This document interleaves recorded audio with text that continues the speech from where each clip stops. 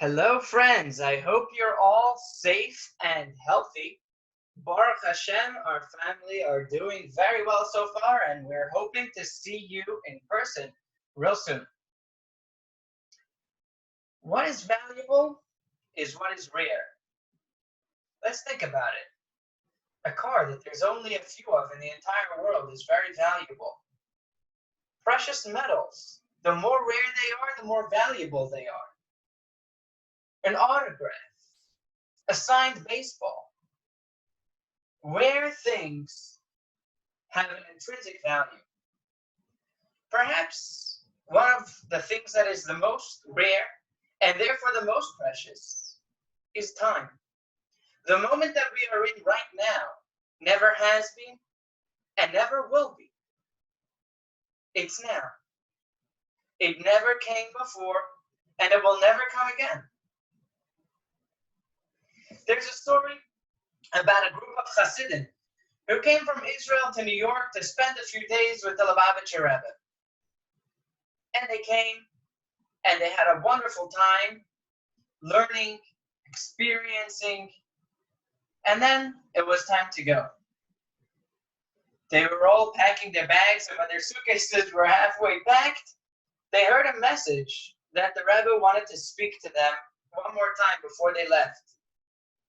They dropped everything and ran to 770 Eastern Parkway, the big shul, and the Rebbe started talking to them. And the Rebbe was speaking, and the Rebbe was going on, and the Rebbe was continuing.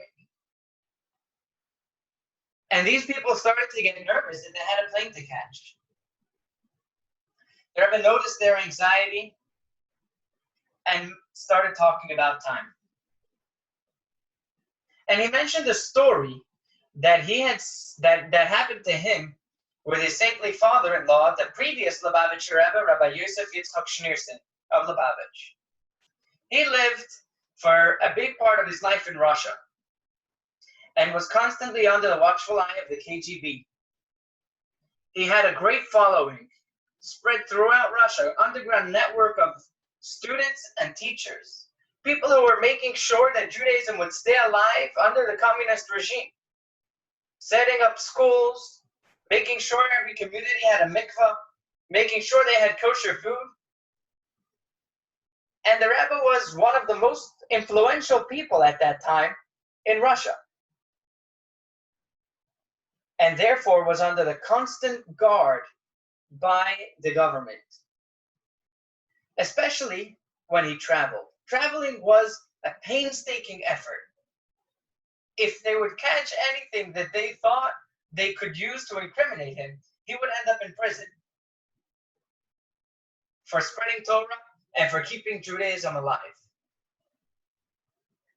Before one such trip, where the family was going to be traveling from Leningrad to Moscow, the Rebbe, Rabbi Menachem Mendel Schneerson, says that about a half hour before they were scheduled to leave to the train station, he walked into his father-in-law's study.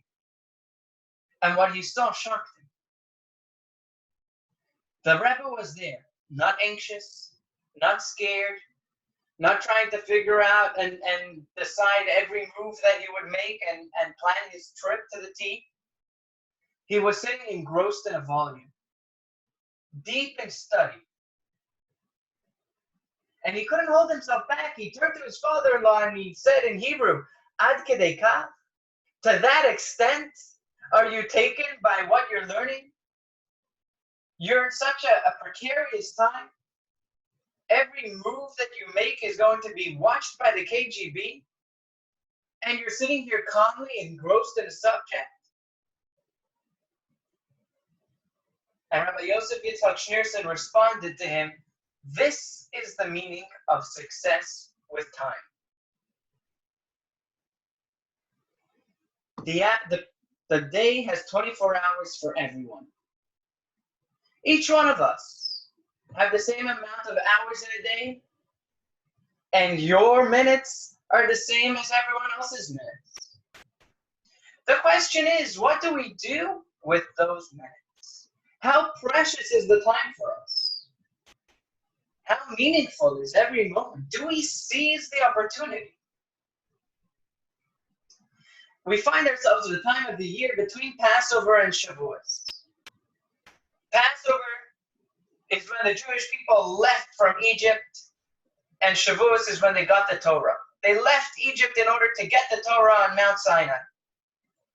And they counted. They counted the days. 1 day, 2 days, 3 days. Every day was counted until the 50th day that when they got the Torah. And we have the same mitzvah to count as well, the days between Passover and Shavuot, to count. The Torah is teaching us an important message. If today is meaningful, if today is powerful, today is worth being counted. Can we count our days? Can we count our minutes? We count things that are precious to us. We count our money. We count our children, grandchildren, friends, blessings. Do we count our time? Do we use our time for things that are worth counting?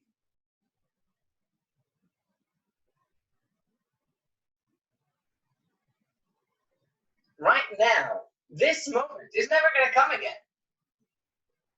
Maybe we can focus on living now and not letting the past pull it away from us, or not let the future cause us to be so anxious that we forget about the present. Can we live in the present? Can we live in this moment now? Can we seize this opportunity for meaning, for growth, for purpose, for friendship, for mitzvahs? There was a medieval Spanish rabbi, Rabbi Shlomo ben Aderes, known as the Rashba. He was a leader of a community. He was a teacher to many students.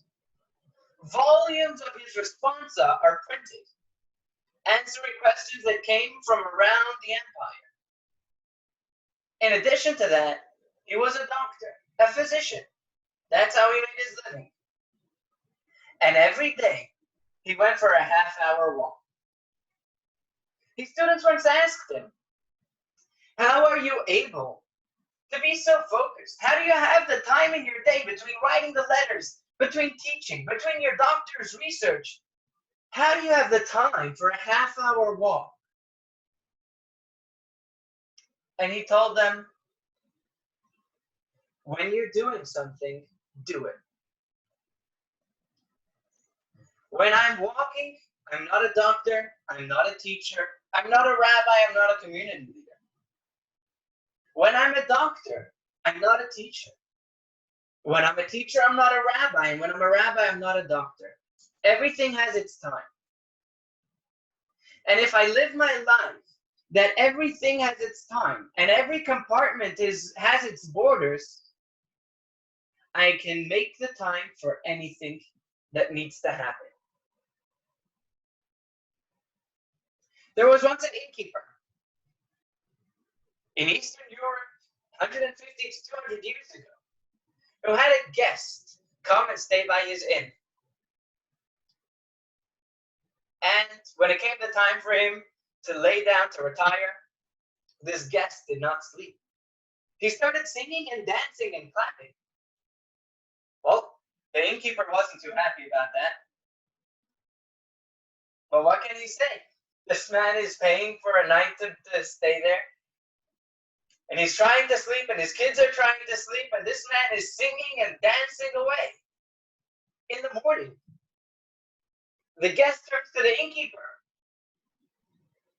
And the guest asks, where's the clock from? The clock in your room. And the innkeeper says, why, it's an ordinary clock, just like any other clock. And the guest says, no, that clock is different. I apologize if last night I kept you up. I couldn't stop myself from the singing and dancing. That clock has a special message. Tell me, where is that clock from?